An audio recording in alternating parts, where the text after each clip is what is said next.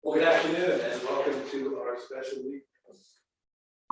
Good afternoon and welcome to our special meeting of the City Council. It's May 6th, Saturday, it's 2 p.m. While we're in an informal setting, there will still be some structure to the meeting today, and we'll talk about that. But why don't we start with the roll call, Colleen? Mayor Pottery. Present. Vice Mayor Rin. Here. Councilmember Miller. Here. Here. So thank you all for being here. Who's not been to a council meeting where we've discussed district elections before? Just by a show of hands. Great. Have you who have not been to a meeting, have you provided comment on district elections before? Excellent. Thank you for coming. So we'll have a presentation from staff, probably from Janet Colson, our city attorney. And then we'll have a discussion. I'll invite the council if they have any preliminary remarks that they want to share that might be informative to you that are here in terms of dialogue, but it's not going to be a conversation back and forth. I still want you to wait to be called upon, to be recognized before you speak. Let's be respectful of everyone. I'm sure there's differences of opinion on various issues that we're going to talk about today. So let's just be open-minded and listen to a viewpoint if it's different from the one that you have. And just to keep the meeting moving, it's helpful that we just keep our appreciation of comments or disagreement of comments to ourselves, as opposed to applause, boos, jeers, whatever. So just want to kind of keep some decorum here. So with that in mind, let's move along to item 3. It's a public hearing to consider the draft maps and composition of the districts for by-district elections. And just to kind of bring us to the present where we've been, that we have 7 maps that are on display in the other room. 2 were prepared by the city's demographer. 5 were prepared by members of the public, and thank you for your presentation. Those 5 maps have been reviewed by the demographer for statistical verification, and so that's why they're there. We have a number of other maps that are still in the pipeline being reviewed by the demographer, and so unfortunately those aren't here. So we're going to have other discussions, obviously, about these other maps as they arise. In terms of, we've only really talked about 5 district maps. We did ask the demographer to prepare a 4-district map with the direct elect mayor component. And I know that we've received some alternative maps from the public in the last week, which just haven't gone through the vetting process yet. But I think it would be appropriate if any other council member wants to at some point weigh in on their position on a 4-district versus 5-district, so we can hone our discussions.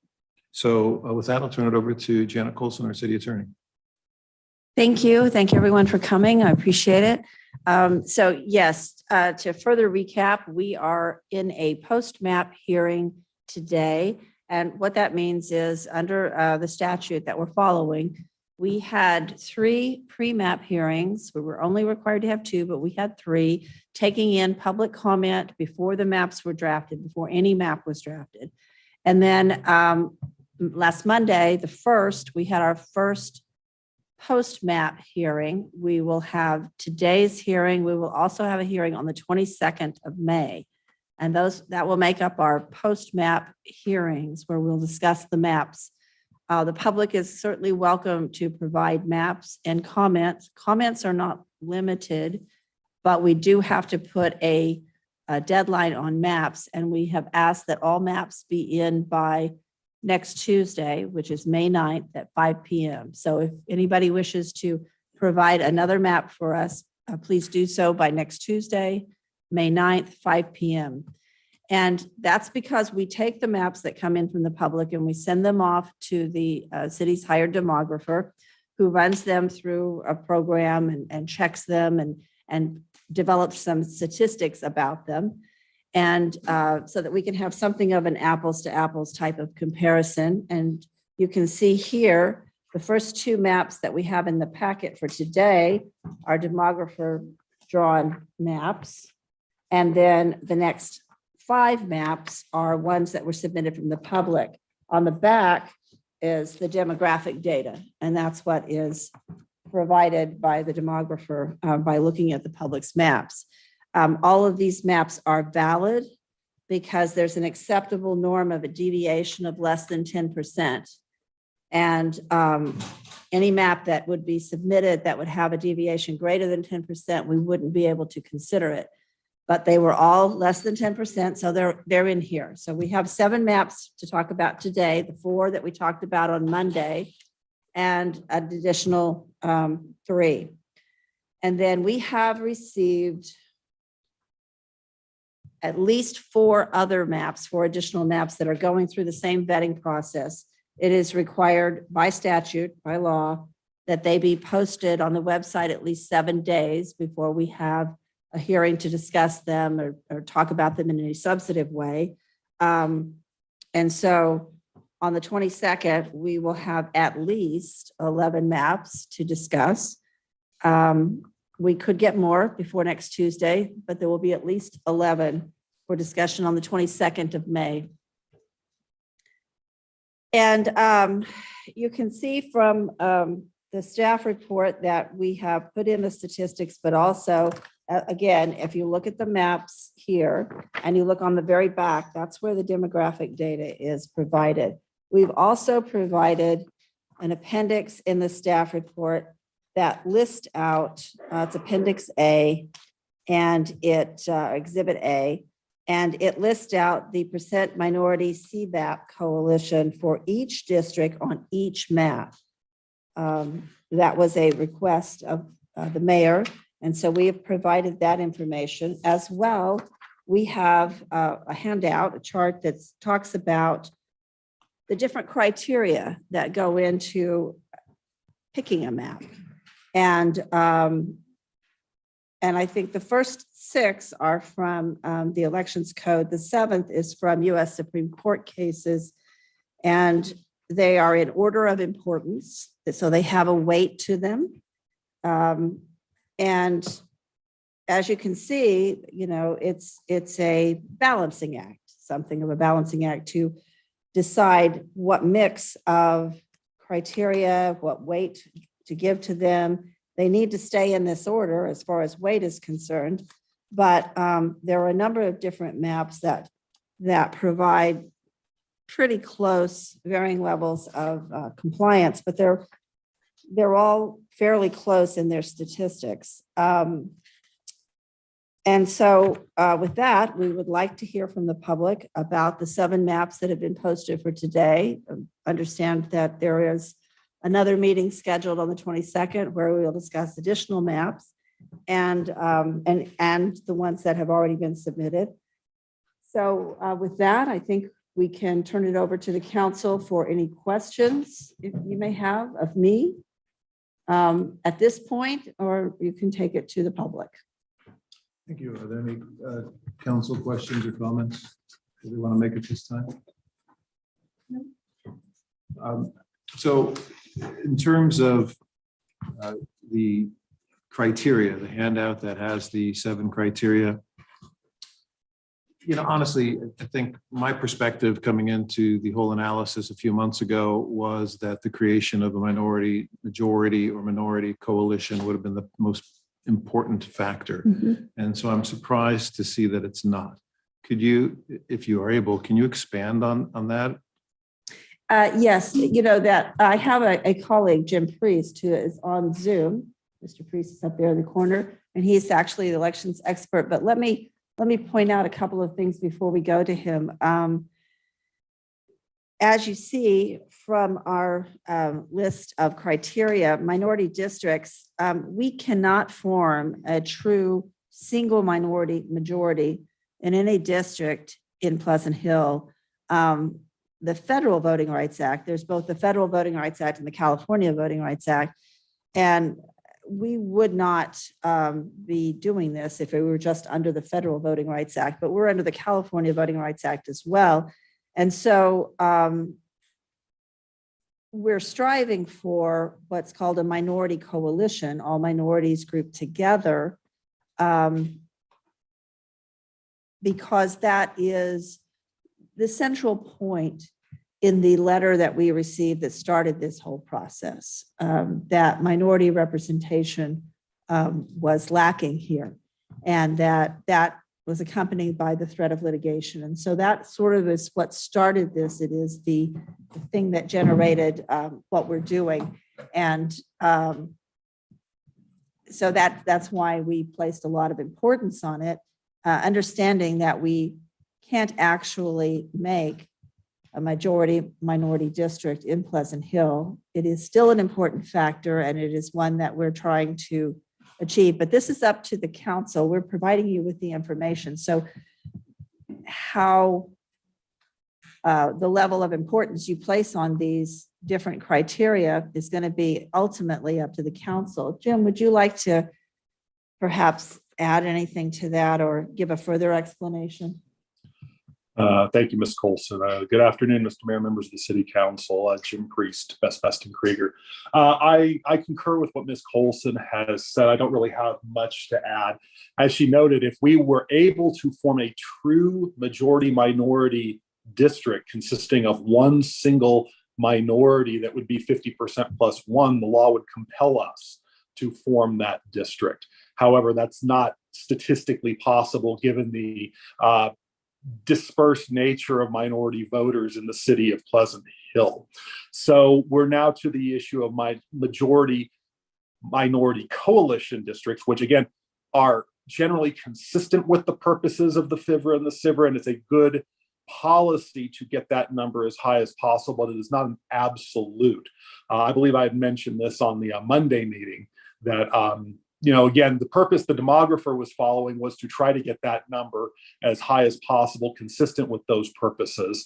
However, the council is free to consider the other factors as well, such as communities of interest and contiguity, compactness, in coming up with the ultimate map that would be adopted by the city. So as Ms. Colson had indicated, that it's a balancing test of these factors to ultimately arrive at a decision. Thank you. I just, from my perspective, if anybody wants the benefit of what I'm thinking, I still think the goal is to create a district that has the greatest minority coalition representation while giving respect to the other factors, looking at equal population, the contiguity of the districts, the communities of interest, and the district boundaries. So I think that's still the goal. Apparently not, I'm correct, we don't have to pick a method that creates the highest percentage minority coalition if it doesn't respect all the other factors. That's correct, Mr. Mayor, I'm sorry. You can call me Tim. Okay. Yeah, you're not absolutely wedded to the absolute highest number of majority minority coalition if it is compromising the other factors, such as communities of interest, as we've been discussing. Yes, it's a good thing, but it's not absolute. If we're not quite getting a percentage here or there, there is some flexibility in that when balancing the other factors. Right. I mean, for example, our demographer created a map that had a district with a 45+% minority coalition. But I think virtually all the public comment we received on that map is it was unacceptable because it didn't respect the contiguity of districts or the communities of interest or some of these other factors. The public comment doesn't seem to be focused on achieving the highest number. I think the public comment seems to be focused more on what's the best map. Right. I would say, Mayor, that if you were talking the difference between, say, a 45% minority majority coalition and a 25%, you would have a pretty big difference there to justify and explain. However, as indicated in the statistics here, most of the maps submitted are all within a couple of percent of each other of majority minority coalition district. Well, let me follow up on that point. I mean, looking at all 7 maps, we have a range of about 40 plus to 45% as the range. Is any map within that range reasonable if the council picked 40% over the 45% map? Yes, to the extent that the council is justifying using a map with a slightly less majority minority coalition number to honor other things, keeping communities of interest a bit more put together, balancing the other factors, that would be compliant. If I may, I'd like to add one more thing. Yes. Okay, thank you. So what I envision happening is that on the 22nd, after you've seen all of the maps, the council can give direction to us because we do need further direction from the council. You don't have to pick any one specific map as it is. You can pick one, you can move lines. You can say, what happens if we move this line up here? We come around, we grab this piece here, we move that there. You can move the lines for communities of interest, for example. And then we would take that, we would run it back through the demographer again, and it would be a new map that would come out that would answer anything that you'd like to see changed about any of the maps. And it would be posted for 7 days, and that would be the one that you could then maybe narrow it down to, this is the one that we really think best fits. I have to follow up with that. So if the Yes. council did that and a Yes. new map was created, is Yes. that then a map that needs to be posted for 7 days? Yes, All right, so it just continues the cycle every time a new map is generated. yes. Thank you. I know Councilmember Nowak wanted to.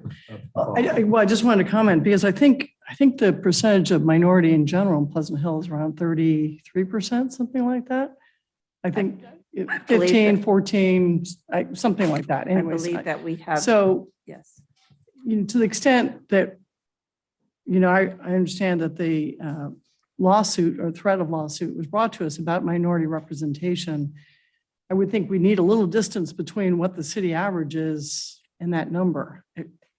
Wouldn't that be, I mean, when I look at the maps, I, as Tim did, thought the whole point of this was to try to get more minority representation on council. And so if we don't have, the focus needs to be where we can get a decent percentage of minority representation to increase the likelihood of representation on council. I guess it's more of a statement than a question, but that's sort of at least what I was thinking as well in looking at these. So my viewpoint is any of the maps that achieve a district of over 40% is a map that I think is in play. It's a greater percentage than the population in the whole. And we are talking statistics, and I don't know that we want to go down the rabbit hole of statistics here and how reliable they are. I'm sure, I'm sorry. Hello? It is. Apparently you have to hold it up here. Sorry. I was saying that any map that achieves 40% or more of a minority coalition, I think is a map that should be seriously considered. If there's not a district above 40% in a map, then I think it should be discounted. And I don't know what else I said after that. I already forgot. I think that was the gist of it. But I'm going to share my thoughts. I think we should consider a 4-district and direct elect mayor map. I've only seen one. It does achieve the 40% threshold, but I think it could be refined. And I'd like to, I'm anxious to see how the demographer views the 4-district maps that the public has provided, recognizing the public provided them, not because that was their first choice, but just because they know that that is going to be something that they expect the council to discuss. And this is just my concern overall. I've been on council for just about 11 years now, and we've had some difficult hearings where you have to put aside your own neighborhood interest, your own community of interest, your own viewpoints to come up with a solution that is in the best interest of the city as a whole. That's playing out right now, just this past week before the Planning Commission, when they're looking at the housing element and having to identify properties that could be zoned for high density, low income housing. I don't know that there's anybody in the room that says, yes, build it next to me, but the council has to do this by law to identify. And I'm concerned that in just a total district election setup, that global viewpoint, that citywide viewpoint is going to be lost. And we live in a very fractionalized society right now. And I think by separating the city into districts, while it definitely has some positives, I think it also feeds into the fractionalized viewpoint that our entire society is devolving into. And I think that the city as a whole needs to come together on election night to together elect a representative that represents all of them, while at the same time they're electing a representative that is particular to them and their neighborhood. And that's just my viewpoint, and it's a personal viewpoint. But that's why I'd like to discuss the district-based map on a 4-district, assuming it can achieve the criteria that we need to achieve under the CVRA and the federal rules. And if that can't be done, then we'll just, have to abandon that. But at least the demographer was able to come up with one map. But I just don't know if it can be done in a different way that looks more like the other maps that we're talking about. So I just thought it was important that you know that, because I'm sure you all want to comment on that. When we turn this over to public comment, if you're speaking out in support of a particular map, it would be really helpful to me, and I think the council as a whole, for you to tell us why that map is, in your opinion, superior to the other maps, because they're shades of gray at this point. A lot of the maps are very, very similar. So that would be helpful. And we've covered a lot of issues over the last 2 or 3 months. It's not really helpful to rehash the issues that have already been discussed and we've moved on from. So I'd like to be more forward thinking, looking at the data we have here. Tell us why you think it's good or not good, and let's see where we go. So does any other council member have any comments at this point? I'll comment on the Yeah. 4. I'll comment on the 4 and 1 as well. I would echo Mayor Flaherty's comments on the 4 and 1. Even just going through this districting process has caused some divisions, surprisingly, that I really wasn't expecting this town that is normally a very cohesive town and a very welcoming town as a whole. And to see the divisions that have occurred just by where a line on a map is drawn for every 4-year vote seems very sad to me, to actually hear all the disagreement and, I want to be in this one, I want to be in that one, when really we're all from Pleasant Hill. And that's what our focus ought to be, not where our line is drawn, things like that. So, my hope, and all of us on council, as Tim have indicated, that we have had at times to put our personal views aside or personal opinions aside to work on consensus, to come up with a decision that makes the most sense for Pleasant Hill and can move things forward. So for that reason, I would also seriously like to look at a 4 and 1. I know it may not work, but the 4 and 1 that the demographer has come up, I don't necessarily like, but it does come up with a 42.2% minority district, which is higher than a lot of the maps that have been put in front of us. So from that perspective, a 4 and 1, it appears, certainly can work. So I would also say that I would also seriously consider that, as well as the 5 and 1. But whoever ends up on council going forward, this is my 9th year. Everybody has to be on there to look at the city as a whole, not just their district, because otherwise the city will devolve into just a whole lot of infighting on, don't put it in my district, put it in yours, and so on and so forth. So I think we have to be very careful in that aspect. There are a lot of positives to divisions. I agree. There, you know, the one being obviously the minority interest is a big plus. We've been a welcoming city and focused on that. And to the extent this does that, that's great. I think, you know, as many people have pointed out, having districts allow more people to potentially run because it's not as costly you know, run for election because you have a smaller group of people having walked the city sort of from one end to the next and side to side. That's a lot of walking. It does take quite a bit to campaign throughout the entire city. But I think everybody that gets on ought to be focused on the entire city and not just on their district. So I'll see in my comments. Anyone else? No. Yeah, can you guys hear me okay in the back? Awesome. My Little League coach voice on. So I'll address the 4-district map thought as well, one idea, but by doing so, I don't want you, well, I shouldn't say I don't want you. I don't want to give the indication that I'm leaning towards a 4 or towards a 5. I haven't made that decision yet. I don't think I have enough information to make that decision yet. But the reason why it intrigues me, and I think it warrants exploration, is because I agree pretty much with what the mayor and Councilmember Nowak were saying.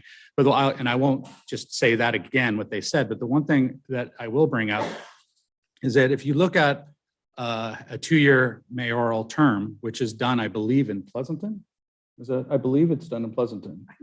Yeah, I could be. I know that it's either 2 or 4, but I'm pretty sure I heard 2. It affords the opportunity for each district every year to elect 2 people rather than 1.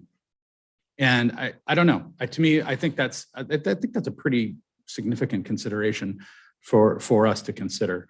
That's just one point that was not brought up that I thought I would bring up. But I just wanted to make that point in particular about the 4 districts. So thank you. So before we turn the mic over, so to speak, I should tell the public how they can participate tonight or today. Obviously, you could be here. We're in the City Hall Community Room at 100 Gregory Lane. You're welcome to join us. The doors are all unlocked. Or you can join us virtually on Zoom at www.zoom.us, meeting ID 817-0169-2327. The passcode is 403-177, or you can phone us at 669-900-6833. So let's turn this over to, let's get some input from people that have been kind enough to join us today.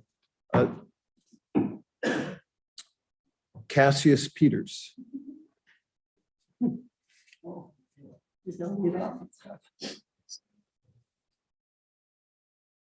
Hello. I've expanded the public comment time to 5 minutes today, just so you know.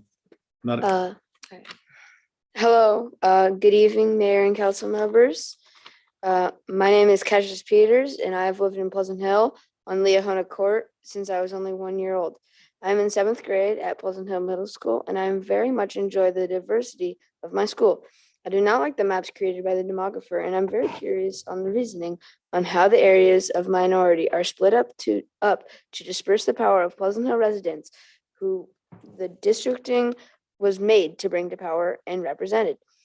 It might just be my mere coincidence, but my house in particular has been in multiple different areas spanning around Gregory Gardens, Poets Corner, and south of Pleasant Hill Elementary. So what I'm wondering is why the community is in very different areas. I went to Strandwood Elementary School, and I resonate with the Pleasant Hill community, which is where I've gone for walks and have gone for Halloween for years. But I ask, why should you separate Gregory Gardens on some of the maps into different districts and make cutoffs in Poets Corner? I believe that the maps are meant to take minorities out of power and give them less power in our community. I hope that the council will hear the requests for a map that helps include the people who have been put out of power based on the maps drawn. I respectfully request that the council hears my neighbors as we request the creation of new maps for the Pleasant Hill redistricting project. Thank you. So Cassius, do you not like any of the maps that are on display today? I do not like the maps that have been drawn by the demographer. I prefer map 5 drawn by community. Thank you. I appreciate your input. Thank you. Lindsay Dolman. It's only the way they're test stacked here. You got a hard act to follow there. I know. I'm excited to see, thank you. Good afternoon, Mayor and council members. I'm excited to see him engaged as part of this process. And Very much so. and I appreciate the conversations that we've had, but also being able to listen and kind of hear what the council has to say and what my fellow neighbors have to say. At the meeting on Monday, you guys asked the community to come together and that the process isn't made to be adversarial. And I agree, we are a community. We do want to come together. I think that there's a little feeling of adversarialness. I don't know if that's exactly the word, but we were told at the initial part of the process when I heard a lot of my neighbors advocate for an independent commission to help draw these maps, and that the council clearly stated they would not consider an independent commission. And that felt, I think that felt a little like, wait, are you not listening to what we say? And so when we're coming together to these meetings, it's feeling a little like, are we having to fight for our voice? We've asked us not to question your intentions, and I think we're trying to do that. I appreciate your viewpoint of the 4 districts versus with a single mayor, well, a wholly elected mayor versus the 5. I think that sort of misses the point. I agree with the coming together piece, but 4 and 1 makes the mayor have to run for the whole city again. And I think I like the 5 districts where then you guys elect somebody, because I think I don't know, there's something that I think jives among the council for that. Kind of going back to the request for the independent commission, I was initially, kind of bummed that the request seemed to be dismissed. We're trying to give everybody a chance to be heard, and I was trying to give the demographer a benefit and feel like we could pull back on this feeling of fight. But the demographer drone maps were just felt so completely out of touch. And you guys have acknowledged that as well. So I hope that we can come together and that our voices are heard and we can come and work together and not be so adversarial. There's clearly some passion here, and it certainly feels like we as a community are coming together to sort of fight. And that doesn't necessarily feel good as a council, because you are representing the whole of the city and the way we're going. Our city council has had representatives from all over in the city in the past. And the coincidence that the current representatives are from the least diverse portions of our city is exactly why districting is so needed. And it's, I think, why our community is coming together to voice our opinions. My hope, and it sounds like the hope and desires of my fellow community members, is that our voices are heard so that we can continue to work together as newly districted city to continue building and enhancing our wonderful community and coming together as a whole. Thanks. Thank you. Do you have a preference over one of the 7 maps that are on display today? 5 seems to make the most sense to me. Thank you. Appreciate your input. Jana Thompson. I think she's outside. We'll pass it. Doing the hard work. Yeah. Karen Yap. Welcome. Oh, here's our Bless you. running in. Do you want to let John go? All right, I passed you, but I'll pull you back. Jana Thompson, introduce your staff. So these are my family, Liam and Amy, and they are my tail. They like to come with me wherever I go. So Hi, Amy. thank you. Thank you for giving me the opportunity to speak. My name is Jana Thompson, and I am a 5-year resident of Pleasant Hill. This past Monday's council meeting established that the residents of Pleasant Hill and the city council are actually in agreement. We all stated we did not like the demographers maps, the 5-district or the 4-district map. And one of the reasons was that these maps do not keep our historic communities together, and they ignore natural and man-made barriers, and they do not meet the standards of compactness and separate communities of interest. So I was hoping to go after Kui because he's going to be handing you a petition that we had signed by communities that live in our neighborhoods. And we had 121 residents of Pleasant Hill sign the petition asking the council to support a creation of 2 compact and contiguous minority city council districts. Excuse me, they're very entertaining. A Camelback Diablo Valley Council District and a Fair Oaks Sherman Acres Ellenwood Council District. Looking at the community submitted maps, it is very clear that the amateur cartographers also agree on the importance of these 2 areas being their own districts. The community submitted maps meet the criteria established to keep communities together, create compact districts, and do not cross natural or man-made barriers. Today, we are advocating for the council to consider 2 courses of action and ignore my children. Option 1, reject the demographer's maps and select a community drawn map. My favorite is map 5 and a close second is map 6. But all of the community drawn maps are a much better option and support the creation of a Camelback Diablo Valley Council District and a Fair Oaks Sherman Acres Ellenwood Council District. Option 2, reject the demographer's maps and direct them to provide an update that creates 2 compact and continuous minority city council districts, a Camelback Diablo Valley Council District and a Fair Oaks Sherman Acres Ellenwood Council District. Both options reject the demographer's maps. Option 2 would be difficult to achieve on the timeline that we are given. Thank you for the opportunity to collaborate with you, and we trust that the council will make the right decision to elevate the voices of the minority. Thank you. Thank you, Ms. Thompson. So I didn't get the agenda for the order of speakers. Does the public want me to call them in a particular order? Because I'm happy to do so. But if not, I'm just going to go in the order the cards appear. Oh, I see a hand raised, and Dr. Tran, I'd love to hear from you. Come on up. Sorry, Ms. Yap. You're on deck. Warm up, start stretching. I think you're next.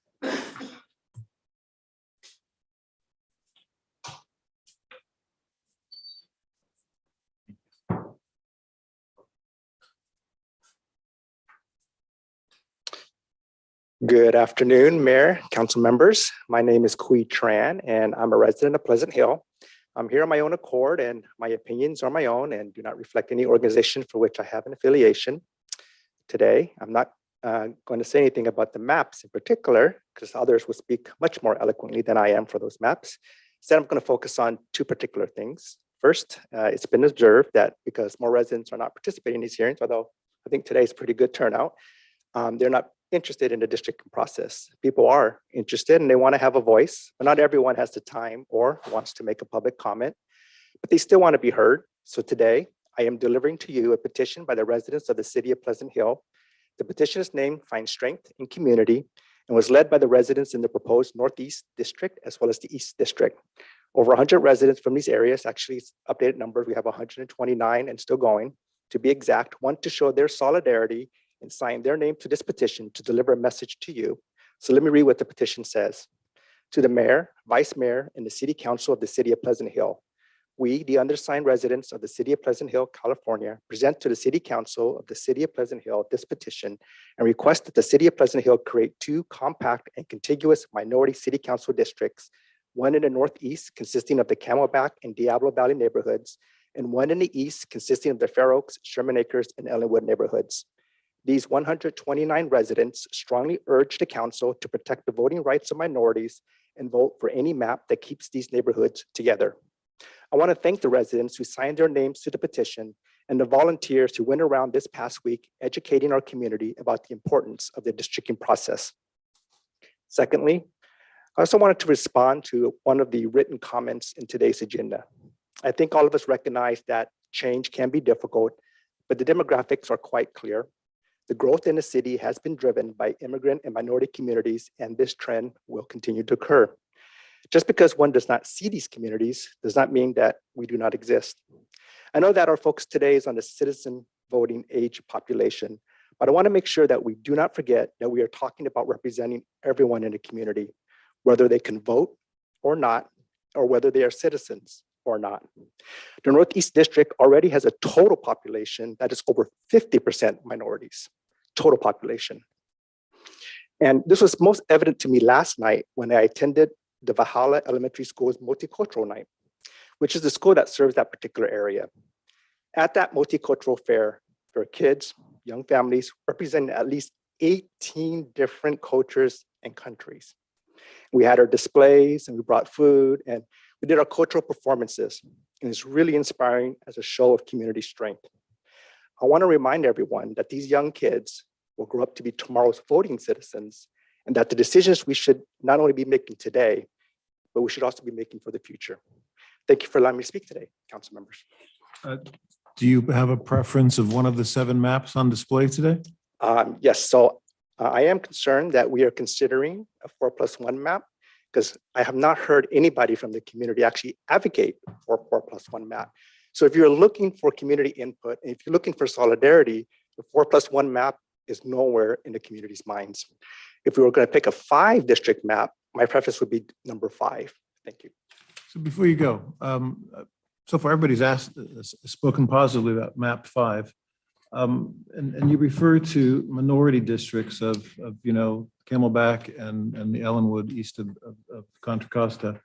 But that map, I mean, there is no minority, majority, and even on a coalition basis, the most it achieves in one district is possibly 42% and almost 36% in the other.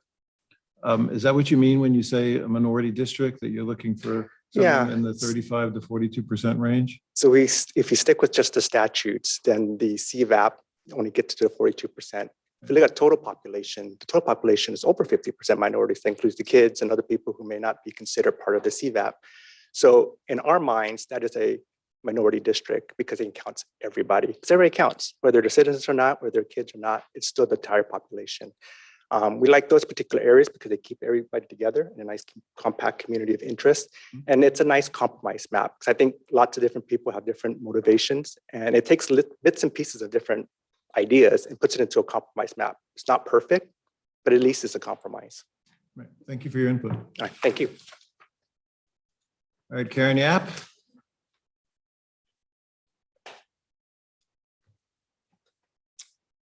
Good evening, afternoon, I guess.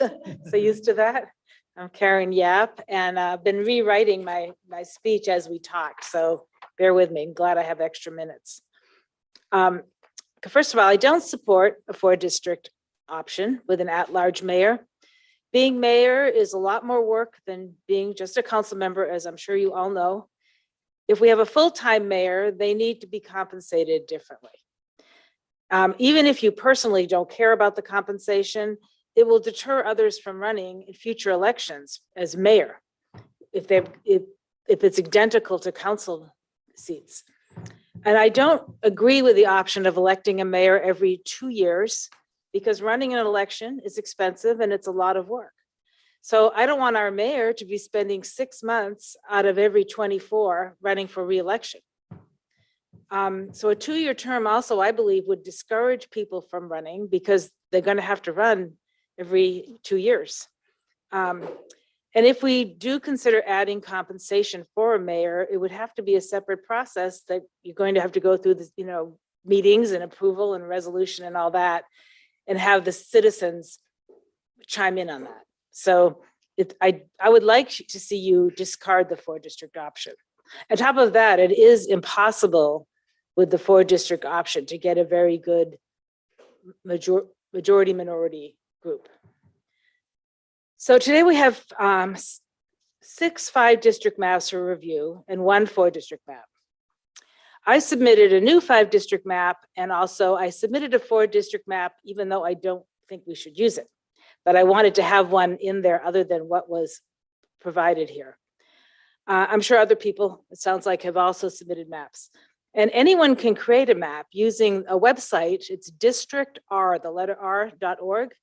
And I really highly recommend everyone to play around with that software because it is so educational to get in there and play around with it and understand if I add this, it's not just a dot, you have to add this whole section. Suddenly you've added 500 people. So it's a good exercise. Now, what I learned with that is it's very easy to create a 5-district map that has there's three kinds of majorities. There's a population, your entire population, adults and children, citizens, not citizens. Then there's people of voting age who aren't necessarily citizens. And then there's the citizens of voting age, which is CVAP. In that software, we don't get to see the CVAP numbers. We only get to see the other two. But it's very easy to create a district that has a minority group, coalition minority, of general population and also of voting age population. So I think that's at least what we should be looking for. And even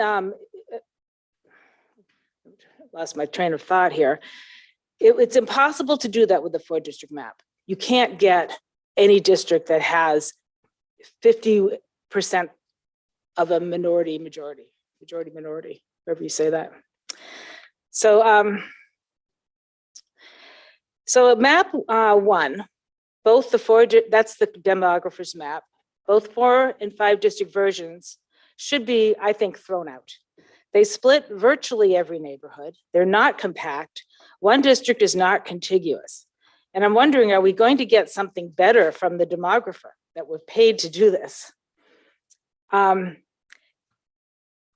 studied all the maps so far, and frankly, I don't really prefer any of them. Even the one I created, which was map 4, because mine splits College Park, and I didn't realize that when I did it. But to me, of the group, the ones that rise to the top are 2, 3, and 4. The problems I have with map 6 doesn't even reach a minority in just the general population. Never mind the voting age population or the CVAP. It doesn't reach, a majority even in just general population. So I don't think 6 is a good option, and 5 doesn't reach it in voting age population. So I think it's very important that our final map doesn't split up any neighborhoods and that it's meets all that criteria. And I'm hoping that when we get some new maps posted, send in a new one. It hopefully will be available in the next day or so. I'd sent it a week ago. So hopefully we'll have some better options when those come out. Thank you. Thank you, Ms. Yap. Dick Offerman. Good afternoon. My name is Dick Offerman and I'm from Pleasant Hill. I want to start, and many of you said that these 2 original demographer maps were so bad that at the first pass, that I want to hear today that you guys officially reject them. We need you to make a motion, second it, and let's get rid of these bad maps. I'm against the 4-district and at large. I think it's too big of a decision for you guys to make. I think it should go to the voters. So I would like to see that in the next election. If that's the way you choose, then we hold off and have it at the election. And why would I call those original maps bad? Because by-district voting should create neighborhood-specific council seats. The rules say the districts are to be based on communities of interest, such as a neighborhood. The maps the city put out cut the neighborhoods up. Pleasant Hill has many neighborhoods deserving of being a neighborhood-specific district, with the 3 largest of them being Poets Corner, Gregory Gardens, and College Park. We don't want those neighborhoods cut up. They should each be a district. Last, I have to address Councilmember Nowak's bold and incorrect statement that was made at the end of the last council meeting. Council members command a stronger voice than all of ours. We fear that the council can influence the demographer with their statements. So it was very troubling when Council Member Nowak made a blanket statement about the neighborhood we both share. Councilmember Nowak amazingly said, Woodside Meadows has no association with Poets Corner. Nothing could be further from the truth. Our neighborhood sits along Poets Corner at the southern end of the city. I spoke to a number of neighbors and we all agree. Poets Corner is absolutely our community of district. You had no right to say that. We want this council to stop making misleading statements that may influence a demographer. Last, on our way over here, we drove past all the places where you guys normally have street signs announcing meetings. Didn't see a single one. I've been petitioning outside the library for the last couple of weeks. And that's one of the questions I asked. Did you get the postcard? Nobody got the postcard. It's pretty sad that that's the way it is, but you know, let's go ahead and please don't call us adversarial. We're having a civic debate here, not adversarial. Thank you. Mr. Hoffman, do you have a preference for one of the No, 7 I'm gonna maps? wait for next week's maps. I like Karen's new map that's in the works right now. Okay. Did you not receive the postcard from the city? Neither one of you? Who didn't receive the postcard from the city? Who did not? Who did not? Raise your hand.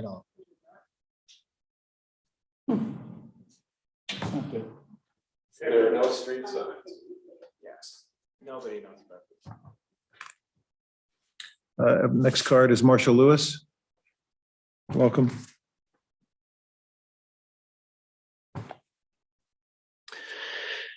Yes. Let's move this up here.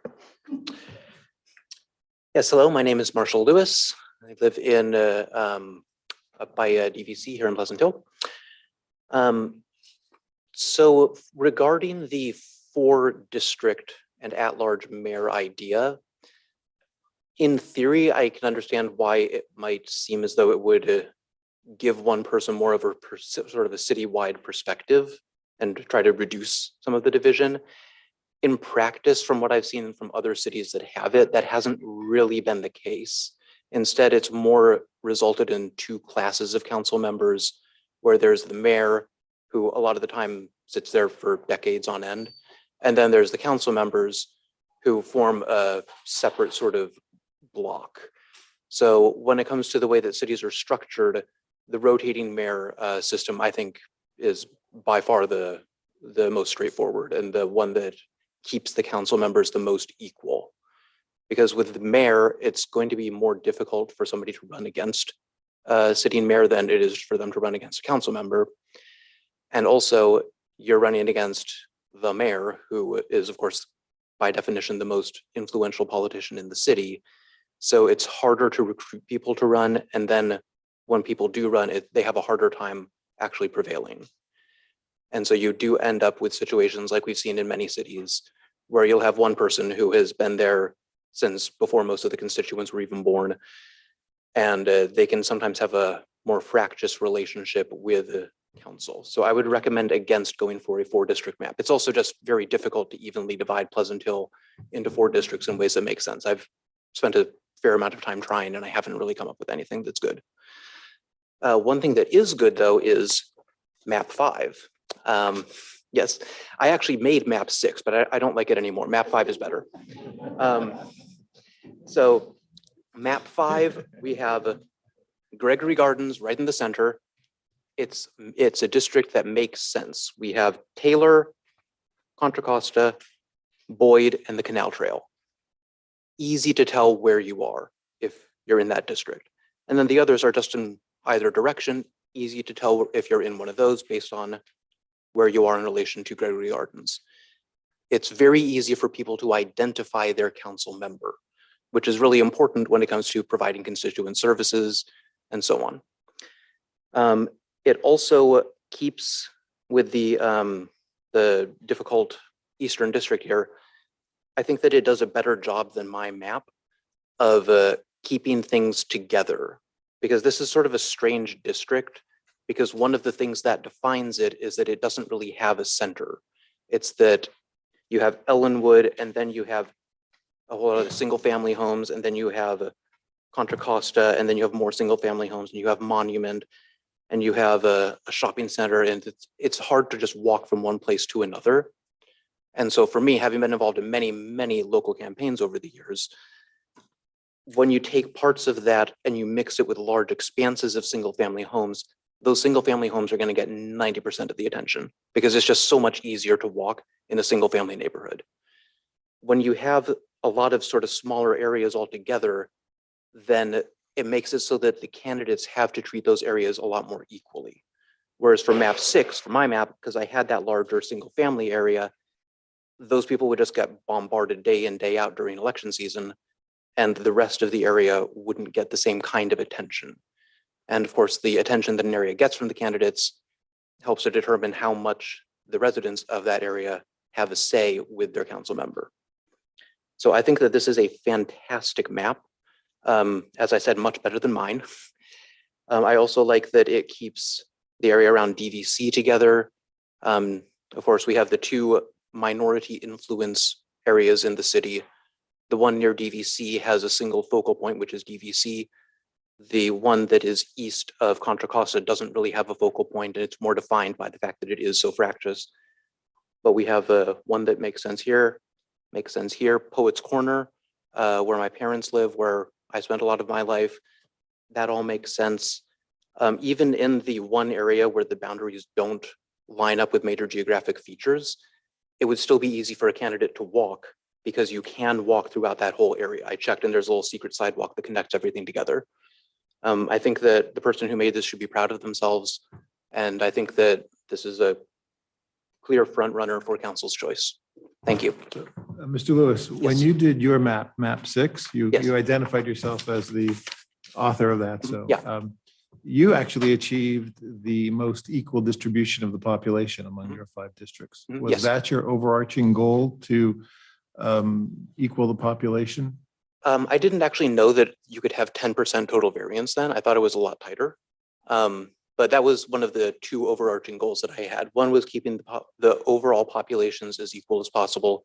And then the second was adhering to major geographic boundaries and communities of interest as much as possible, which meant, for example, that that's why I didn't put Ellenwood in with the DVC area, because they're just physically, they're just not that accessible to one another. Thank you. Mhm. Yeah, those are all the cards, but there are other people here. Oh, delivery service is delayed. Right. David Calder. All right. Thank you for coming, and thank you for being brave enough to speak. Not that brave. Yeah, Dave Calder, Pleasant Hill native, not native, but I've been here for 25 years, so love the city. Just wanted to add a couple of community of interest that haven't been discussed. I hate to make things more complicated, but there's also a community that would be concerned about fire prevention and response, flood prevention and response, pollution, economics. So while we're prioritizing the demographics, which I wholly support, we should also probably think about the fragmentation of areas that might be affected by wildfires, or even educational groups, flood control. If you fragment that too much, then those interests may not be served as thoroughly as I would hope. So trying to add a little bit broader discussion into the considerations. I have no particular map other than 5 seems to be pretty good, but that's basically all I really wanted to say. So, Mr. Calder, I know that you've experienced flooding at your property based upon, I think, prior appearance at council meeting, and we live very close to each other. So Poets Corner, and certainly going down to Pleasant Valley and some portions of Gregor Gardens are the ones seem to be most prone to flooding. You're not suggesting that we somehow combine all of those different neighborhoods into one district? It wouldn't be the dominant consideration, but if it starts to fragment too much where you're not going to get a representation to say, like Anathan and I have been working together a little bit trying to figure out ways to resolve this, and we're going to need community support. It's going to cost money. And so if it's too fragmented, then other people are not going to have the same concerns. So I am asking that be a consideration, not a dominant one, because I agree that demographic representation is probably more important. But just, when you look at the edges of the community that might be affected by a fire, or the edges of the community that might be affected by floods or pollution along the highway 680, those communities might not be able to get the services that or the considerations that they need if it's too fragmented. I think those are important considerations. You might take, just everybody's been talking about map 5, so I'm just pulling map 5 out here. And District 5 would be, I think, the area that you live in. And it looks to me like it certainly encompasses the Pleasant Valley and Poets Corner flooding area. Right. Gregory Gardens, you know, on the other side of Gregory Lane in its own district to deal with its flooding. Right. Actually, the city just recently, you know, did a lot of flood control work there. So hopefully we're not going to see many more issues in Gregory Gardens. We're still working on our neck of the woods. In our neck of the woods, yes. And then in terms of fire prevention, you know, to me, that'd be more the western, you know, the actual hills of Pleasant Hill. I agree. And that seems to all be grouped in the district. So I think those are important considerations, but just looking at some of these maps, I think we're there. But if you think that there's something missing, I'd love to hear more from you as you continue. Well, if we're going to redraw the maps with any other considerations, and just to add those into the dimensions, it would be helpful. And I'll be more than happy to add my 2 cents into that. Thank you very much. All right, thank you. Robert Kattenberg.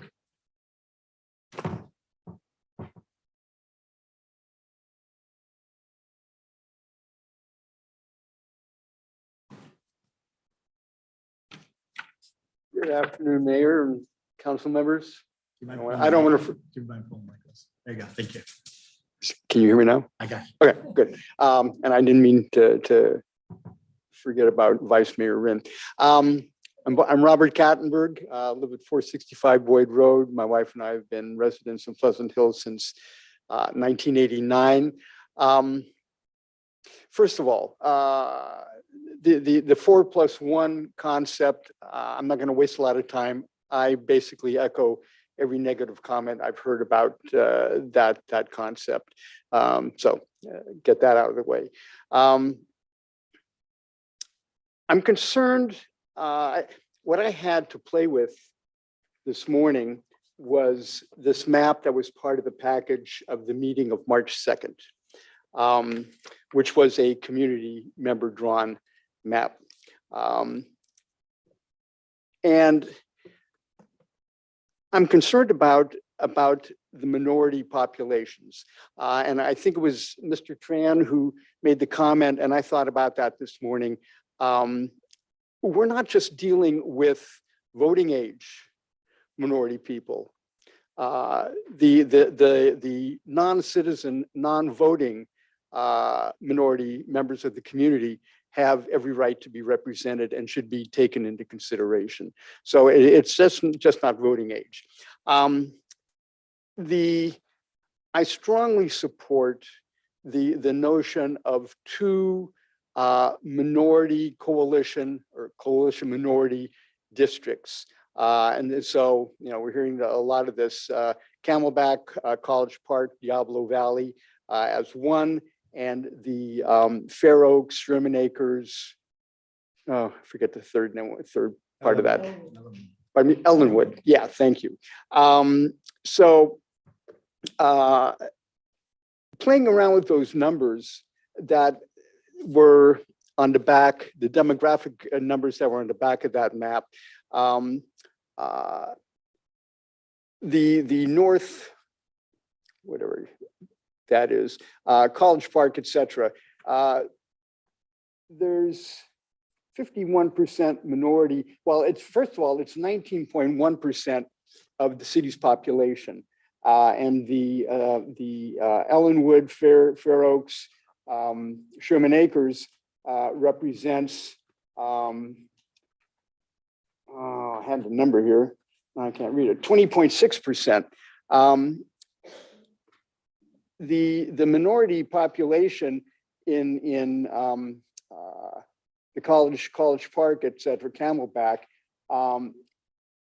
that is, I've lost it here. It represents 51% of the population there, and the minority population in the Sherman Acres, et cetera, is 46%.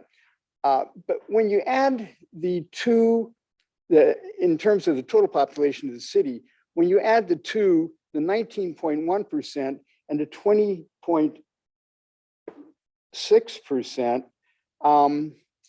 you come up with just under 40%. And the notion to have a single district comprising, call it 40% of the city's population as one district, that doesn't fit. So I think it's really important, and I'm one of the people who signed that petition to have two separate districts that represent minority coalition. I can't keep that straight, whichever the sequence is. I think that's really important. The city needs two people sitting where you are who represent the interests of these two separate areas of heavy minority population. I was listening to I followed the last Monday's meeting on Zoom, and I heard what you had to say, that you weren't happy with the outcome of the demographers maps, and I'm not either. And I was reminded of, this goes back to early days of computing, I think. GIGO was the acronym, garbage in, garbage out. I don't think they were properly guided. And so thank you. What you got was, what you put in. Mr. Kattenberg, do you have a preference of the 7 maps on display today? I think I'm probably inclined to go with map 5. Thank you very much for your input. You're welcome. Appreciate Thank you. it. I have a card for Marion Shostrom.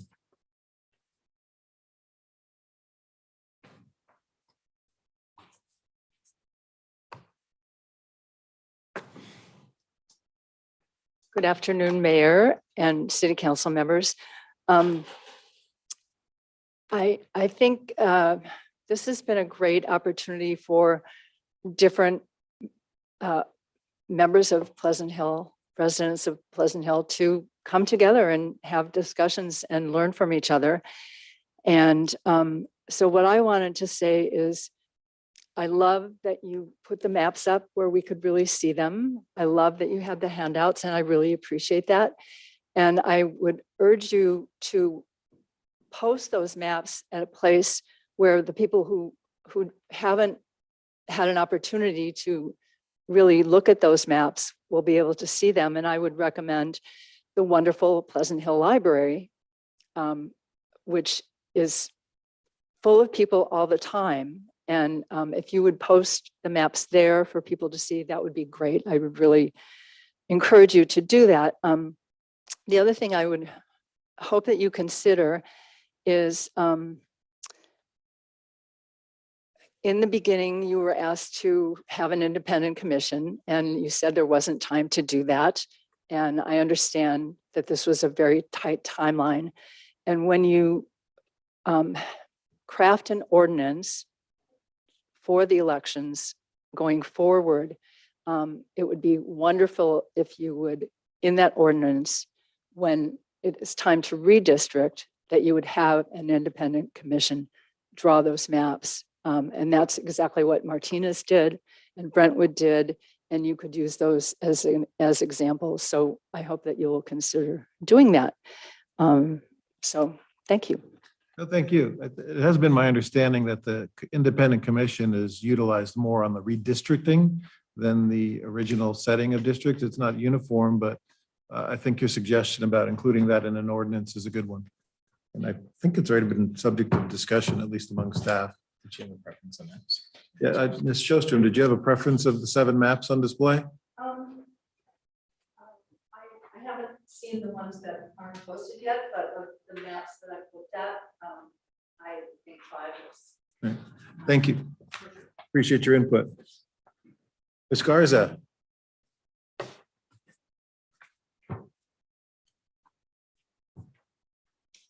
Good afternoon, council members. I wasn't going to speak actually today, but my fellow Pleasant Hillians really inspired me. And to hear so many of them speak out today and talk about having 2 districts with minority coalitions and having a petition. I actually am having a party with my fellow Pleasant Hillians in my neighborhood for Cinco de Seis a little later, and I'm going to take these maps out to them and have them hopefully participate in a future meeting. But I do want to just echo what everyone said in terms of really moving to 5 districts. I am definitely against 4 districts and a mayor. I feel the 5 districts is going to have better representation for all the districts that we have represented. I definitely like map 5, and that was before I heard everybody else say that. So I was pleased that you have a unanimous sort of chorus today. For Councilmember Nowak, you talked earlier about, really being saddened by the, comments during public comment. That's democracy, right? That is folks coming out and really showing interest in what you all are talking about and engaging. And, people were really, I think, happy at the end of that council meeting. I was sending out emails saying, your Pleasant Hill City Council wants to get your input. Because I think, Zach, you said that at the end of the meeting, like, come out on Saturday. We want to hear what you have to say. And that was my message to my neighbors and folks that I connect with. So, this is really, it does get messy. There's difficult conversations. There's people who say, different things matter to them in terms of community interests. But that's really what you want to happen in your city council meetings. So I hope you will support map 5. We'll look at the new ones as they come out, and certainly a 5 district map rather than a 4 district +1. Thanks. Appreciate your comments. Thank you very much. Are there any other cards stacking up? And is there anybody online who wants to participate? That's disappointing. Well, anybody want to just talk? Alan, I've never known you not to speak. Alex is coming. Alex? Good afternoon, Mr. Mayor, council members. I wasn't planning on saying anything, but for the sake of discussion, I think Alex Galfin, 200 Greenwich Drive, Pleasant Hill. First off, I think we can all agree that this exercise is about representation. So I think that's great that we're having this discussion. But I'd like to offer a scenario in which potentially entire district can go without representation. So let's just say I live in District 2, which I think that's where I'm at here.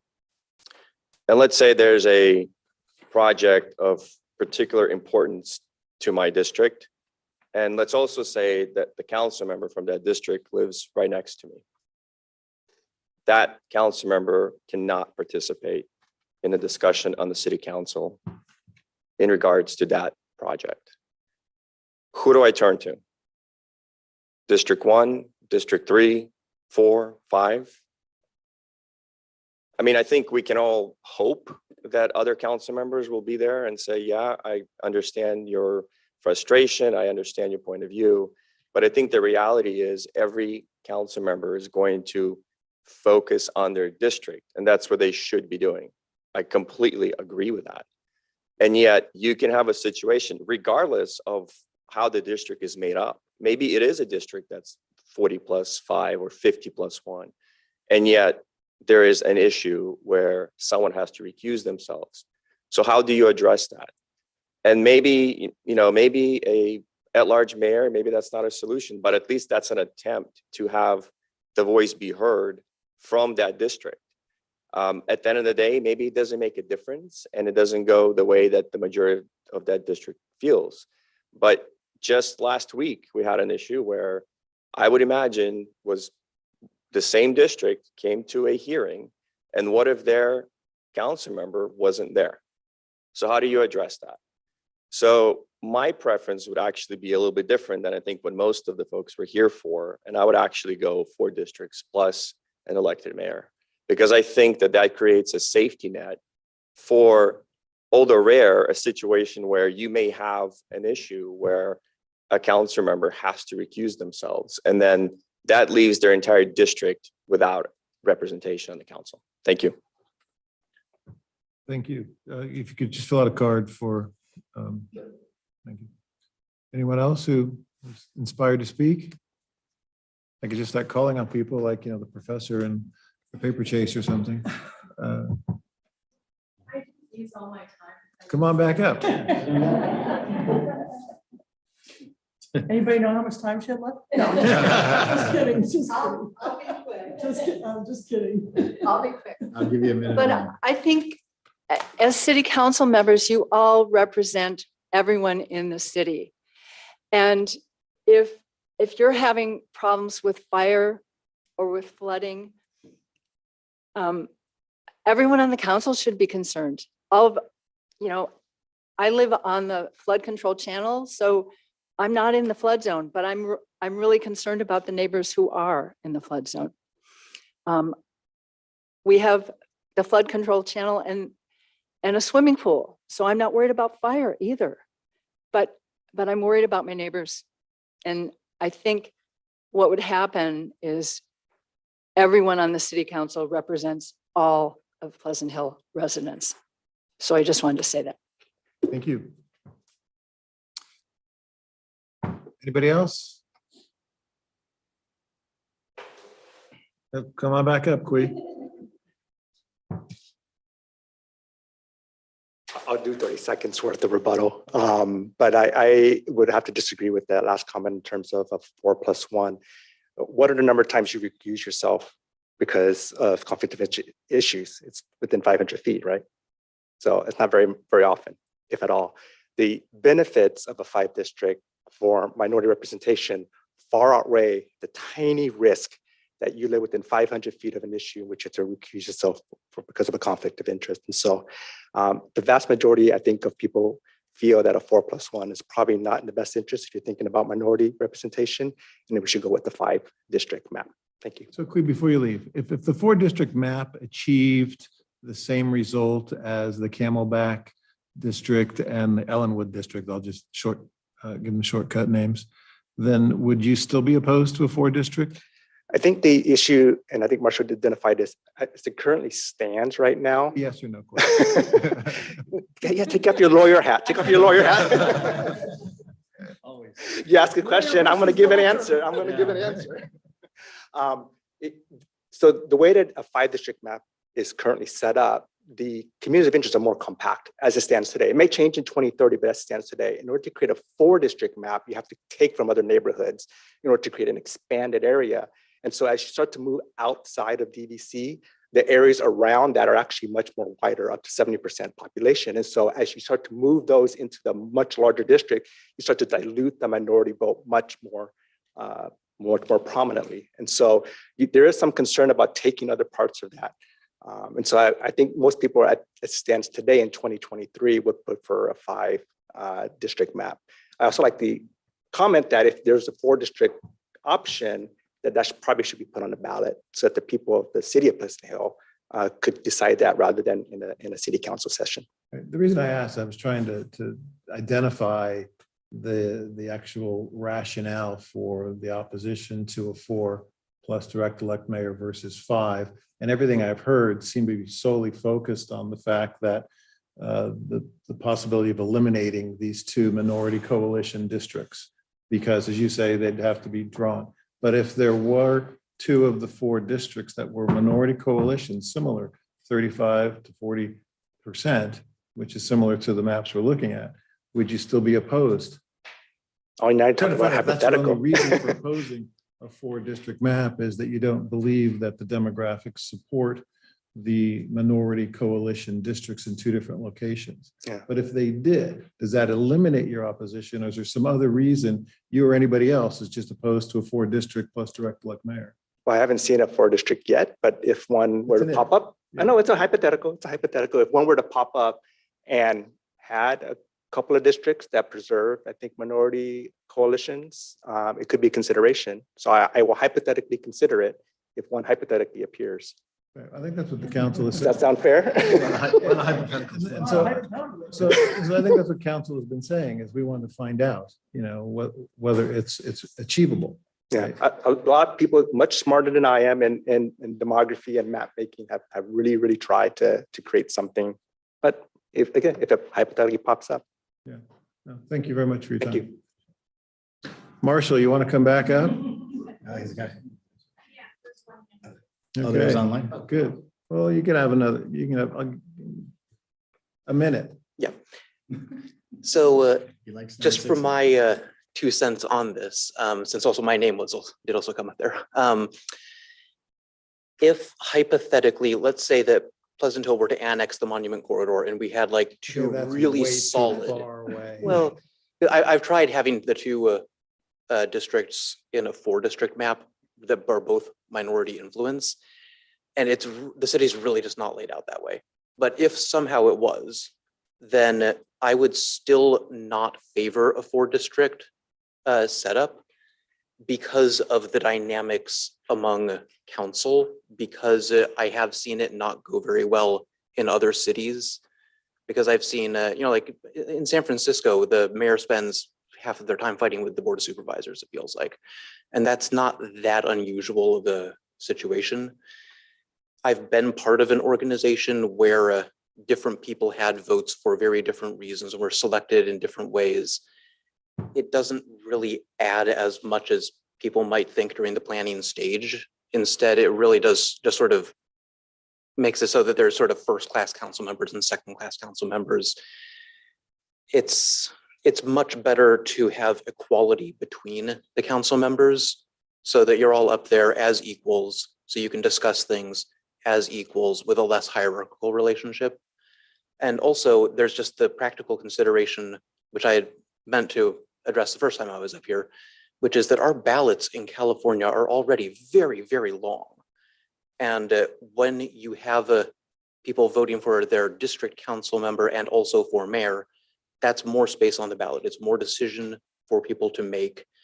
And the more space, the more stuff that they have to do on their ballot, the less likely they are to bother to do any of it. So when it comes to getting good informed decisions by the electorate, it's better to make them more focused. Everybody has an opinion on the president. Not many people have opinions on city council members. When you add in another layer of complexity of a directly elected mayor, it's taking up more of the voters' time and it's diluting their attention more. So I would still, even in the hypothetical, I would still go for the 5 district area. Thanks for sharing your thoughts. We have somebody online? All right. We must have said something to inspire people to call in. Everybody's texting in the audience.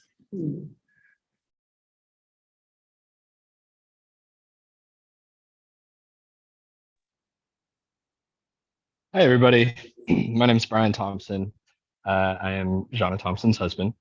And I am glad you guys got the opportunity to meet my beautiful children today. I happen to be at work today. I work as a firefighter with Contra Costa County Fire.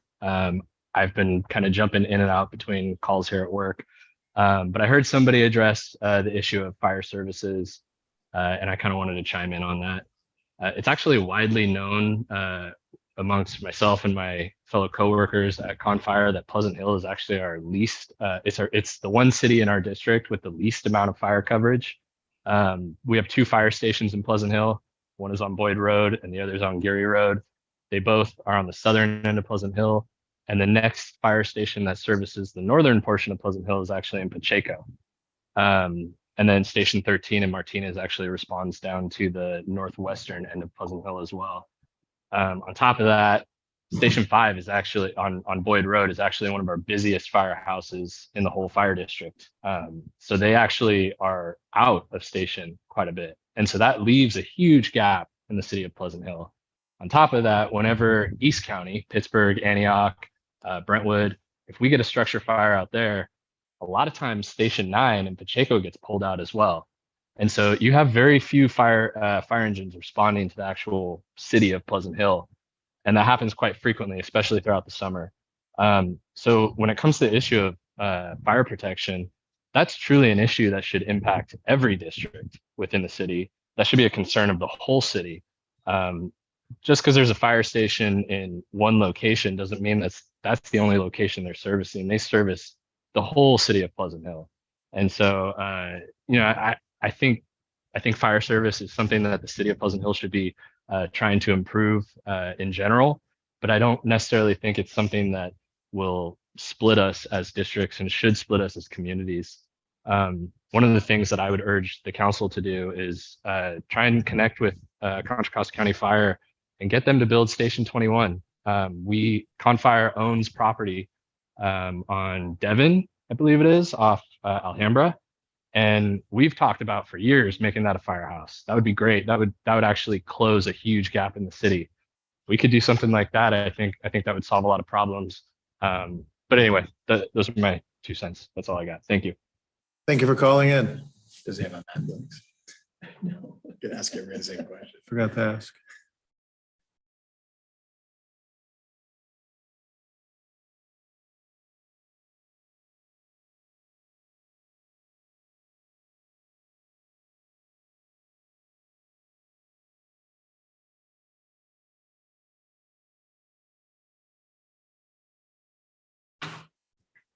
Okay, am I on?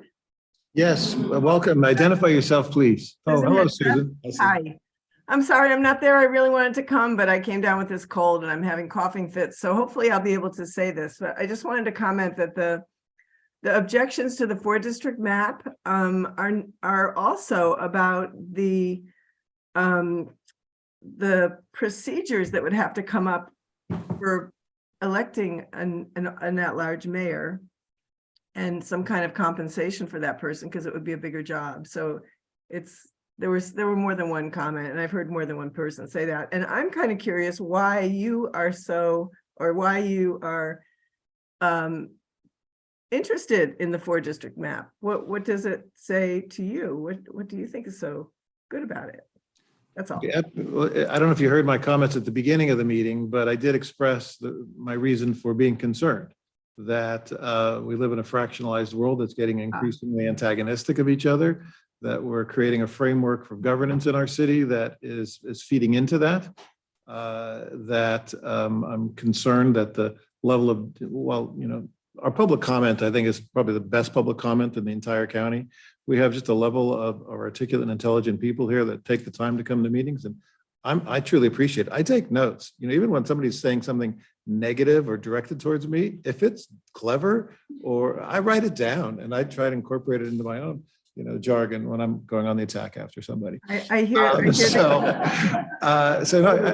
So my concern is that, you know, we are going to become polarized, and this is all projection because nobody knows how this is going to turn out. You know, the goal is to, you know, increase the diversity and representation on the city council, which nobody's going to disagree with, and we're going to look for every way to make that happen. But if we're going to look at actual experience, there's very few jurisdictions in our area, in California, Northern California, where that goal has been achieved, at least in the first 2 or 3 cycles of elections, of increasing the diversity of the representation on council. So, you know, my concern then is that if you're then going to have a fractionalized representation, that there still is some voice that the entire city comes behind and is electing. You know, there's nothing. But you have that when you take a turn as mayor. Don't you feel that you have a slightly different responsibility because you're the mayor? Yes and no, because we are a group of equals. The mayor has no different weighted vote than any other city council member. The mayor runs the meeting. The mayor is, I'll say, the ambassador of the city during his or her term. I have, at least privately, advocated for a 2-year mayor term since I've been on city council. But because I think the rotation is so fast, it's like a revolving door. And that just as people are catching up, that there's somebody else that's acting as mayor, it's about the end of your term. Because the mayor also sits on a lot of other different organizations and boards as a representative of the city. And by the time they get your badge updated, it's time to throw it back in the bin and create the next one. So I just don't think a year is a long enough time, you know, just in our regular rotation. But that has nothing to do with what I'm, you know, inquiring about here on district elections. My comments as it relates to district elections is precipitated by the idea of district elections, not any other reason. So.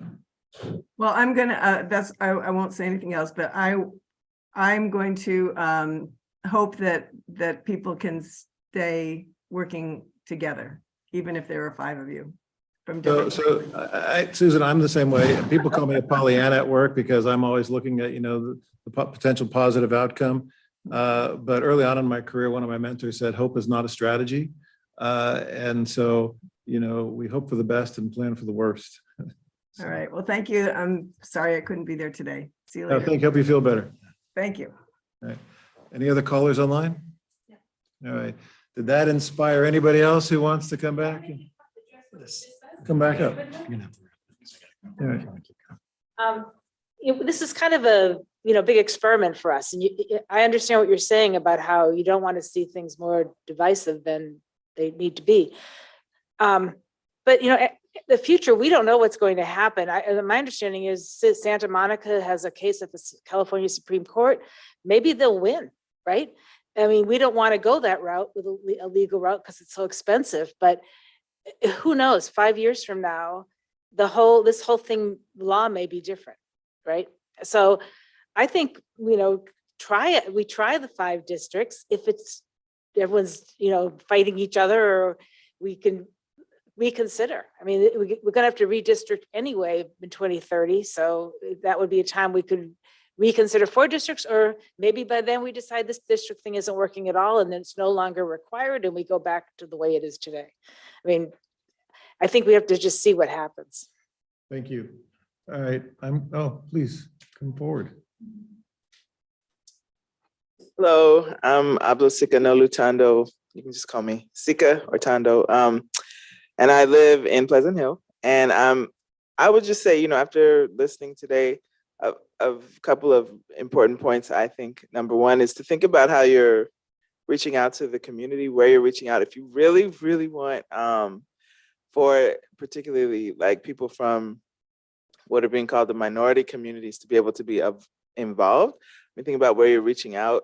I would say, consider places that people who have to work a lot go, like the laundromat, the grocery stores. I don't know if you're allowed to leave things there, but I'm saying like that's a really good way, because I certainly didn't. If a friend from the community, Dr. Tran, had not even let me know that this was an issue that I should come listen about, I wouldn't have known. I wouldn't have even known. So I'm really grateful for him. I'm grateful for I want to sign that petition, by the way. I'm grateful for all the people who have been making an effort, because I think that if people are not, this is what it is. We want to be involved in the process. We want to know. And so I think that would be really helpful. And personally, I do like the map 5, just because of what it looks like a lot of really good thought was put into it. It does seem like a complex issue, and I feel like that's a good step forward. And then I'm not with the 4+1. That doesn't sound fruitful. I want to say specifically, Councilmember Noack said Pleasant Hill is welcoming, but not for everybody. I've lived here for years now, and it's not really been a welcoming experience all the time. I'm here because it's been enough, but I mean, I've had people when my daughter was a baby, try to run us down in the crosswalk and shout things at us that are not nice, racially motivated things. I've had my share of experiences in this town. So I think it's not fair to just make it seem like it's a welcoming town for everyone, but I appreciate those who are sincerely wanting to make it become a welcoming place. And that's why we're really here today. Thank you. Thank you for coming. If you could just turn your card in to Colleen over here. I didn't necessarily mean to say everybody was 100% welcoming, but it's a goal we all strive for all the time. So I do appreciate your comment, and it's a goal we will continue to strive for. Thank you. All right. So there's no other There's cards. somebody in the back. Please come forward. You just identify yourself and then fill out a card before you leave. So good afternoon. My name is Brooklyn Joseph. I've lived in Pleasant Hill for about 10 years. I live in Gregory Gardens. And I really hesitated to speak just because I normally just like to listen first, but I did prepare something. So I'm going to kind of adjust it as I go based on what others have said. I just think that districting really is a wonderful opportunity for our city. And I think we should take full advantage of the opportunities that it affords us. And I think mainly because, like you said, the importance of this process is not just the outcome of the process. It's also an opportunity for citizens to get involved. I personally didn't know much about districting at all before this whole conversation began, but it's been an opportunity for me to learn about our city and also try to focus in on what our values are as a community. And I think one of the things that has been written in our general plan in the civic engagement portion really stuck out to me. And it says, racial, social, and environmental justice efforts must be rooted in a strong culture of civic engagement in the city's decision-making process. Studies have shown that well-rounded public engagement processes increase social capital in projects and promote equitable community development. The city is committed to goals and policies that build social capital through engagement and empowerment of the public, while emphasizing public participation, transparency, and inclusion. And I think this process is really an opportunity for you all to show that you truly believe in having a transparent and inclusive process. And so as you move forward, I think, more efforts to reach out to a larger community within our city, and also making sure that the process matches the language in that part of our general plan for 2040. So thank you. Thank you. I see we have one more raised hand.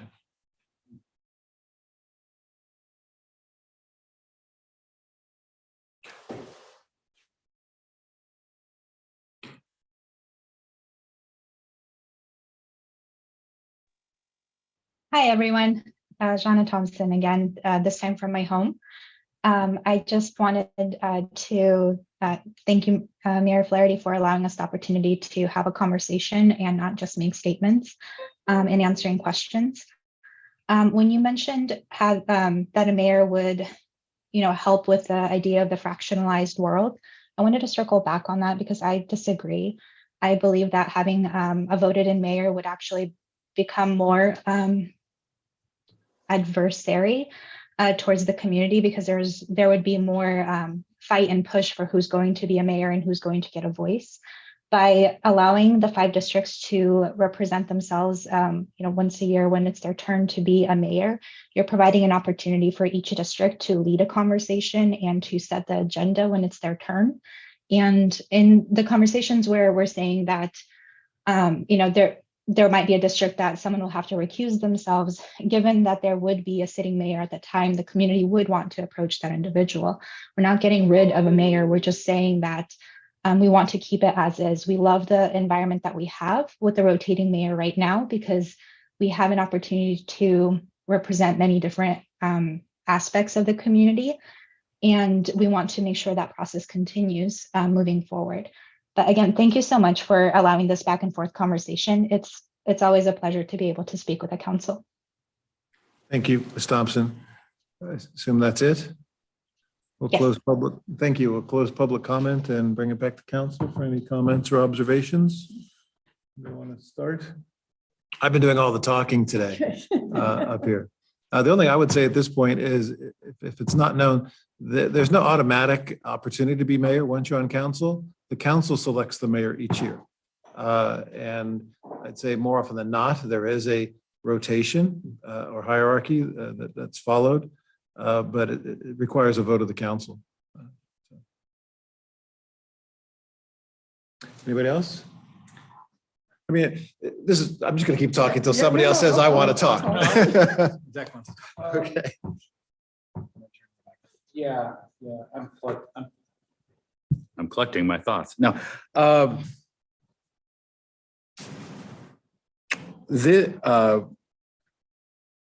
would maybe, we're having a conversation, so I would love to hear. And you guys, it's been addressed somewhat, but I still, in my own mind, I haven't heard the counter argument to this. What is your ultimate say as a resident or as a voter is your vote, right? I mean, that's where the rubber meets the road. You go in and you make your vote. And again, I haven't figured out where I want to go with this yet, but I keep coming back to this. Like, if you have the opportunity to vote for 2 people versus 1, I would like to hear I would love to hear from you. Like, why is that not as important to you? Because I just think that that's, you know, I get the other thing. And you guys have all made really interesting arguments. So I guess I just want someone to tell me like why that's not as important. So I saw Dr. Tran come up here. I saw you raise your hand first. So if you would indulge me, I would appreciate it. So I would say that answer needs to be made at the next meeting unless. You challenge me. We've already closed. Yeah, he's not The challenging. mayor gets to call us up. So I okay. guess I do You're have not some challenging. power, right? It's just a No, conversation. I'd like Councilmember Chess to get the information that he seeks. So I'll reopen public comments to have somebody respond to his question about why the opportunity to vote for 2 doesn't outweigh the other reasons that you already gave, why Apparently that wasn't enough. So right now we have a choice of 5, not 2. And we're fighting because we want better representation. Because I would rather have somebody who knows me well than 5 who do not. Thank you. Fair enough. Okay. Close public comment. Don't ask any more questions. No, I'm just kidding. For next time. Yeah, no. I was on a roll. Yeah. I do have a comment, Mayor Flaherty. Yes, please. Oh, No, you have the, this is your comment. this is you. Your name, you're Sika, was that? Yeah. You had a very intriguing comment to me about, you know, reach, if you, like, and I'll paraphrase and forgive me if I paraphrase it wrong, but like, if you really want to reach people, like go to the laundromat, right? Go to the grocery store, places like that. And I don't think that's necessarily a bad idea. You know, I was thinking about it today. I do my heavy thinking when I'm cleaning my pool, in case you're wondering. And I say that because it's mindless. It's a dirty pool. It's a mindless job. We all have our mindless jobs. And I was thinking about it and I was like, I wrote a term paper in the 80s when I was in high school about the demise of journalism, right? And I was thinking about that. And we have social media, but like the actual free press journalism has been dying since the 80s. It's been dying since the 80s. And it's like, so how do we get information out to the public? So when social media, and for all the, we can say about social media, at least one of the things that was good about it and can be bad about it is that you get the information out there, right? And so I was intrigued to hear you say something about getting the information to the people where they need it. How do we do that? And my comment is that, and I've said this in a recent meeting, and I'm going to say it again, but I really think we as a city need to lean on our commissions to help us with that. We don't have a huge staff that has copious amounts of free time. But I think this is important, and I think we should explore how we get out there and get the information to people. There's a lot of people. There's going to be a wave. I don't know if it's a good or a bad wave, but there's going to be a wave that when this happens, when people are going to be like, what happened? Whoa, we're in district election. When did that happen? Right? There's going to be that wave, and some will love it and some won't. And so, but I think we need to think about like, and maybe I'm prejudiced because I'm a communications person by trade, but I really think that I think the city should really think about how we leverage our commissions and other, to learn about, to get out there. And in addition to us, we have responsibility as well. I get that. I don't abdicate that role, but how do we get out there and get this more information out there? Because it's not just about district elections. I mean, there's going to be other things that are going to be coming up. We saw what happened. We had a very, very important meeting at the Planning Commission. People again, I didn't know about this. I mean, we get letters from the public we didn't know, and so, and there's obviously things that we lead busy lives. I understand that, but I just think that this is something that I think is important, not just for district elections, but I think going forward. Is how we continue to, and maybe that's something we should continue to strive for, is how do we reach the people in the places where they need to be reached? Anyway, thank you for indulging me on that thought.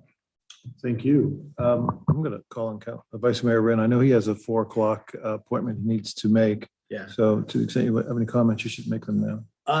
Nothing new at this time, but I do appreciate. Sorry. turn my mic on for those at home.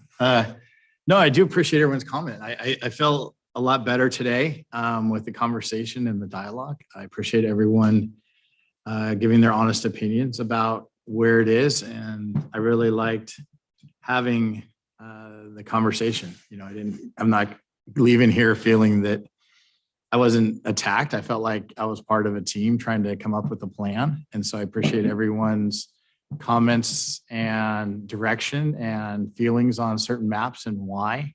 I think that's very important for us to know as we move forward with this. So I just wanted to extend my gratitude and appreciation for everyone's comments today.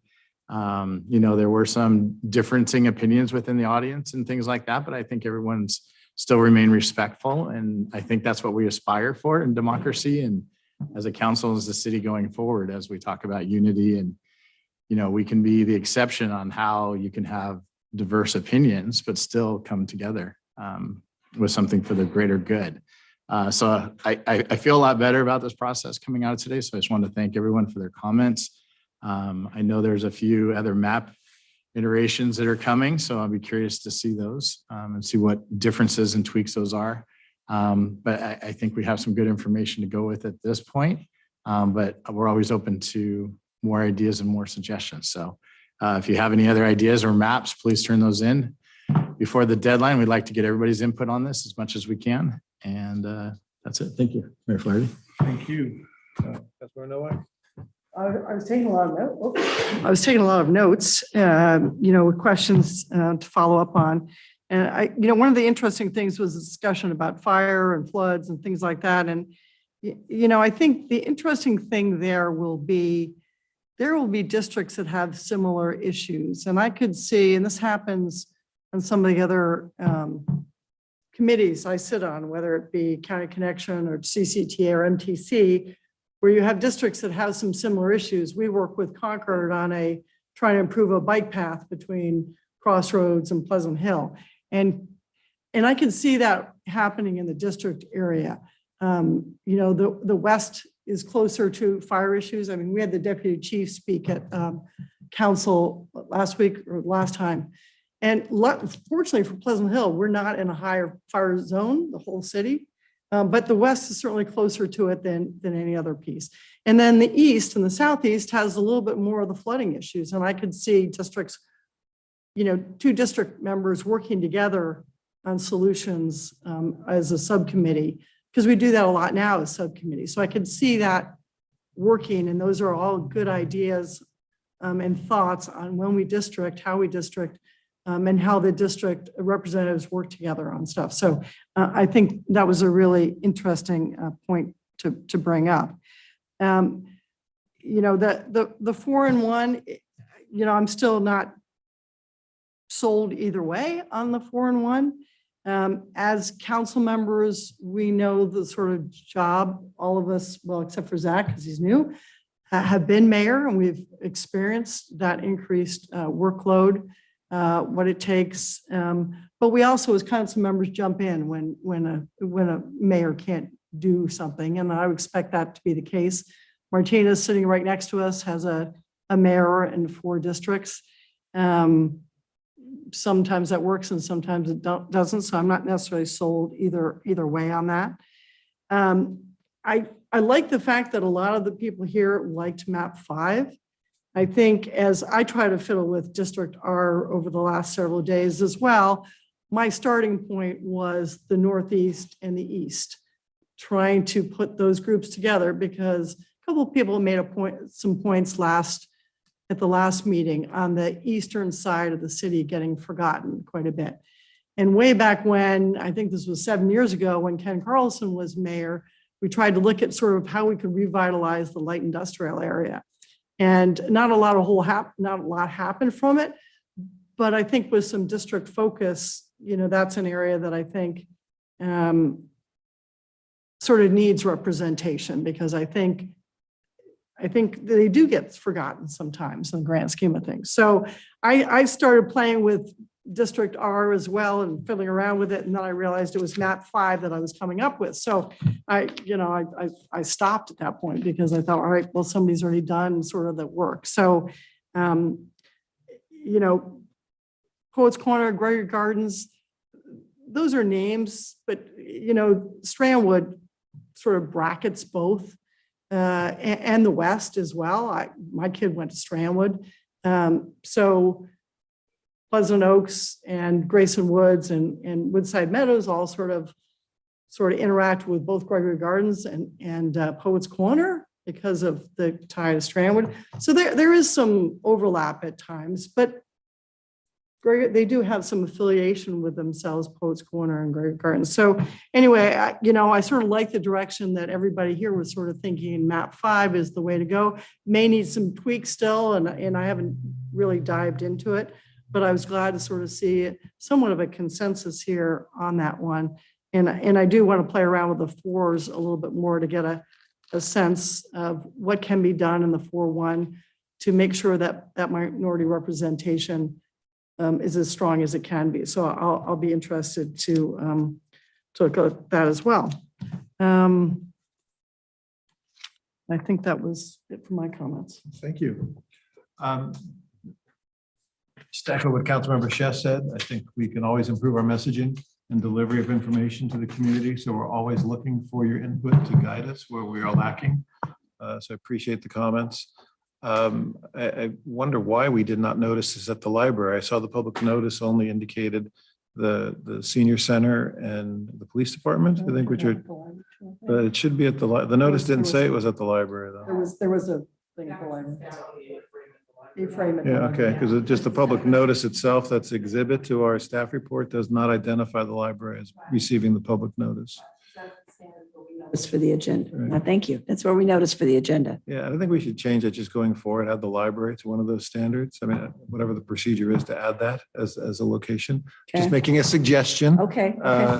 But that's fine. No, and so we could always do a better job, but I'm disappointed to hear that so many of you raised your hand that you did not receive the card. It took about a week for the delivery to occur across the city. I got mine at the end of that week that the delivery was to occur. So I'm sorry about that, but I'm glad you're here. And finally, I agree with all of you. If I had to pick a map tonight, I'd pick map 5. I haven't seen a 4-district map that I could endorse, so we'll wait and see. But that's all I have. It sounds like that's all the council has. And with that, we'll adjourn to well, before we adjourn, I do want to make just a comment that we also received correspondence on the item on today's agenda from Brian Dodge. And with that, we'll adjourn to our next scheduled council meeting for Monday, May 15. Thank you very much for your time this afternoon. This is not an item on May 15.